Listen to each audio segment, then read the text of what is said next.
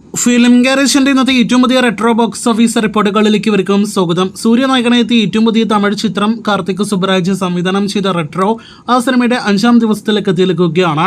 സിനിമയുടെ ഇന്നത്തെ Kerala tracking, Kerala world wide estimate റിപ്പോർട്ടുകൾ, തമിഴ്നാട് ഓവർസീസ് കളക്ഷൻ കണക്കുകളെല്ലാം തന്നെ വന്നിരിക്കുകയാണ്.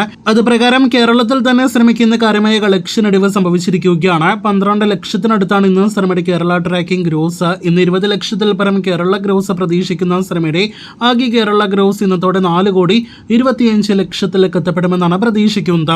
സൂര്യയും ജ്യോതികയും ചേർന്ന് നിർമ്മിച്ച റെട്രോയുടെ തമിഴ്നാട് ഗ്രോസ് കളക്ഷൻ ഇന്നത്തോടെ 40 കോടി കടക്കും. അതേസമയം ഓവർസീസ് കളക്ഷൻ ഇന്നത്തോടെ മാത്രമേ 20 കോടി കളക്ഷനും കടക്കുകയുള്ളൂ. വേൾഡ് വൈഡ് 5 ദിവസത്തെ എസ്റ്റിമേറ്റിലേക്ക് വരികയാണെങ്കിൽ ഇന്നത്തോടെ 80 കോടി കളക്ഷനിലേക്ക് സിനിമ എത്തപ്പെടുമെന്ന് പ്രതീക്ഷിക്കുന്നു. ഇനി ഒരുപാട് പ്രേക്ഷകർക്ക് അറിയേണ്ട സിനിമയുടെ ബ്രേക്ക് ഈവനുമായി ബന്ധപ്പെട്ട റിപ്പോർട്ടിലേക്ക് വരികയാണെങ്കിൽ സിനിമയുടെ വേൾഡ് വൈഡ് തിയേറ്റർ റൈറ്റ്സ് വിറ്റഴിച്ചിരിക്കുന്നത് 80 കോടി രൂപയ്ക്കാണ്. ഇതിൽ 40 കോടി രൂപയും തമിഴ്നാട്ടിൽ നിന്നുള്ള സിനിമയുടെ തിയേറ്റർ റൈറ്റ്സ് എമൗണ്ട് ആണ്. അപ്പോൾ 80 കോടി രൂപയ്ക്ക് വേൾഡ് വൈഡ് തിയേറ്റർ റൈറ്റ്സ് വിറ്റഴിച്ച സിനിമ ലോകമെമ്പാടുമുള്ള സ്റ്റാറ്റസിൽ വിജയിക്കണമെങ്കിൽ 160 കോടിയിൽ പരം വേൾഡ് വൈഡ് ഗ്രോസ് കളക്ഷൻ നേടിയെടുക്കണം. നിലവിലെ സിനിമ 80 കോടി ഗ്രോസ് കളക്ഷനിലേക്ക് എത്തപ്പെട്ടിട്ടുണ്ട്.